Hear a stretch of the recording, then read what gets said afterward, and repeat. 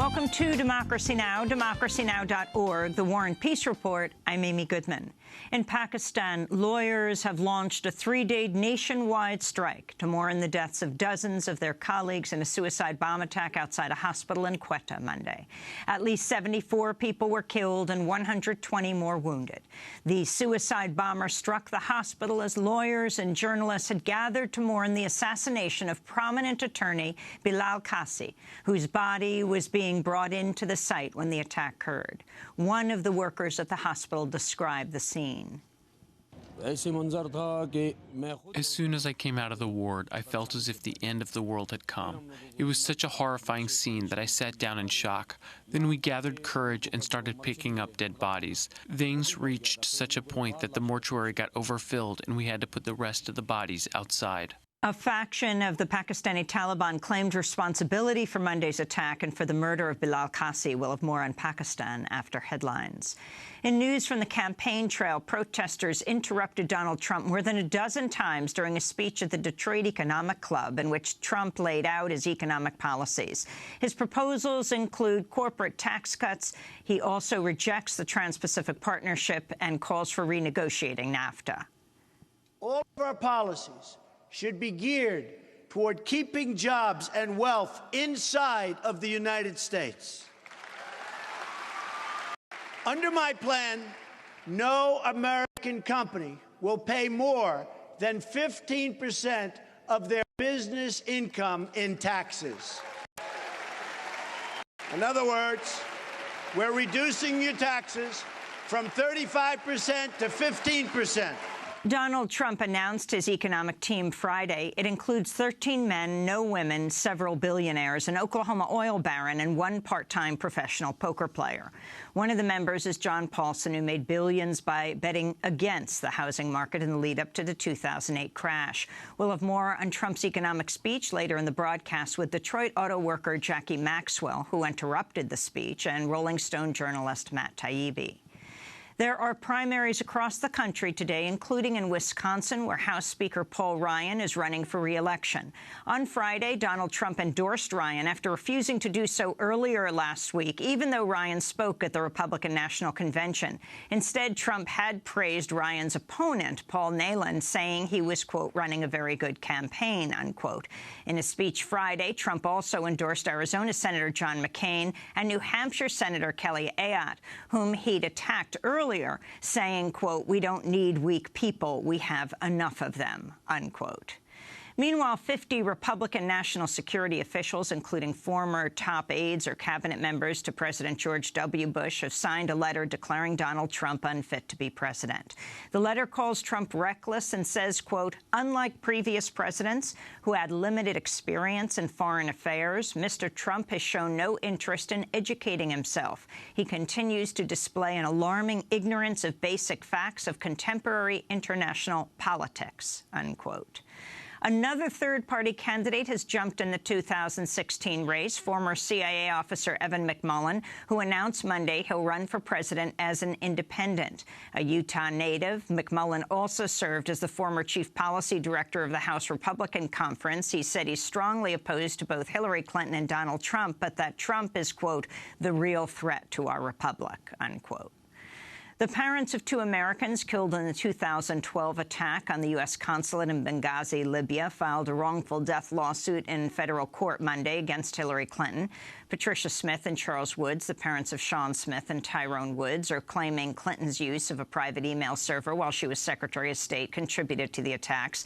The lawsuit accuses Hillary Clinton of, quote, extreme carelessness, unquote, in handling confidential and classified information, which the lawsuit alleges contributed to the conditions that led to their son's death. They also accuse Clinton of defaming them in public statements. Tim Canova, who's running against former Democratic National Committee Chair Debbie Wasserman Schultz for her congressional seat in Florida, has filed a complaint against Wasserman Schultz with the Federal Elections Commission. She stepped down last month as DNC chair after the WikiLeaks release of nearly 20,000 emails revealing how the Democratic Party favored Hillary Clinton and worked behind the scenes to discredit and defeat Bernie Sanders in the presidential primaries. Canova's campaign said the complaint alleges that Wasserman Schultz used her position with the DNC and the resources of the DNC to improperly benefit her congressional campaign, unquote. Police in Virginia arrested NAACP National President Cornell William Brooks on Monday to end a 6-hour sit-in calling for the restoration of the original Voting Rights Act of 1965. The sit-in took place inside Virginia Congressman Bob Goodlatte's office. Brooks and Stephen Green, the national director of the group's Youth and College Division, were arrested for trespassing when the congressional office closed at 5 p.m. The NAACP says Goodlatte, who chairs the Virginia House Judiciary Committee, has failed to hold a hearing on what they describe as egregious voter discrimination in the state. In Chicago, Mayor Rahm Emanuel is speaking out following the release of video showing the fatal police shooting of an unarmed African-American teenager. The newly released video from police body cams show the moments before and after police killed 18-year-old Paul O'Neill, an unarmed African-American teenager, on July 28th. In the video, police are seen shooting repeatedly at the car O'Neill was driving, which police say was stolen. Police then chase O'Neill into a nearby backyard where the video shows officers handcuffing O'Neill behind his back and searching his bag as he lays dying from a gunshot wound. Chicago Police Chief Eddie Johnson said Sunday the video appeared to show violations of the department's rules for using lethal force. Mayor Rahm Emanuel spoke Monday. I'm reserving any judgment while it's in the middle of investigation because there's a lot of questions, and I probably want to echo what the superintendent says. There are more questions at this time than there are answers, and I don't want to jump to a conclusion until we know some basic fundamental facts from an event that happened.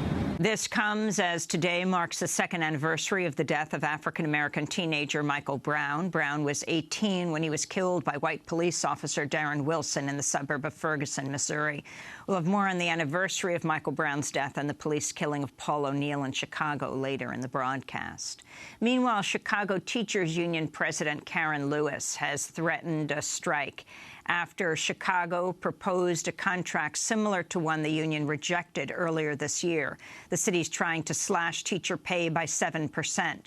Chicago teachers have been without a contract for over a year. In financial news, British banking giant Barclays Bank has agreed to pay $100 million in a settlement with 44 U.S. states for rigging LIBOR, the interest rate which underpins trillions in global transactions.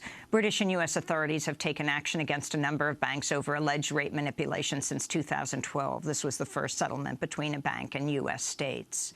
In Afghanistan, the American University of Afghanistan has suspended campus operations after 2 teachers were kidnapped at gunpoint Sunday. The lecturers are American and Australian. They were kidnapped from their vehicle in downtown Kabul. There were protests Monday at the offices of New York State Parole Board in Albany after a prisoner was found dead at Fishkill Correctional Facility Thursday. 70-year-old John McKenzie reportedly hung himself days after being denied parole. McKenzie had been in prison since 1975 after being sentenced to 25 years to life for killing a police officer during a robbery. McKenzie first became eligible for parole in 2000. Earlier this year, the state Supreme Court held the parole board in contempt of court for failing to acknowledge his remorse and rehabilitation. This is McKenzie's lawyer, Kathy Manley, reading a letter from his daughter, Danielle, at Monday's protest. Many people have been positively influenced by my father and all the great work he did while incarcerated, something ignored by the parole board. Despite the odds, John McKenzie found his own path to rehabilitation in the face of great adversity. He overcame. He did what was right. The parole board did not. They did not recognize his remorse. They chose to ignore his rehabilitation, and instead, they focused on negativity, punishment, and hate. Therefore, the parole board should be charged with my father's death. More than 9,500 people over the age of 50 are held in New York's prisons. 2/3 are eligible for parole. And today, Japan marks the 71st anniversary of the U.S. atomic bombing of Nagasaki. Japanese Prime Minister Shinzo Abe reiterated Japan's commitment to nuclear nonproliferation at a ceremony marking the attack, the second of the 2 atomic bombs the U.S. dropped on Japan at the end of World War II. As the only country to be bombed by atomic bombs during wartime, I will strongly advocate the importance of maintaining and strengthening the stance of nonproliferation of nuclear weapons while maintaining the 3 non-nuclear principles. On Friday, 50,000 people held a moment of silence in Hiroshima. That was Saturday, marking the dropping of the atomic bomb there. And those are some of the headlines. This is Democracy Now!, democracynow.org, The War and Peace Report. I'm Amy Goodman.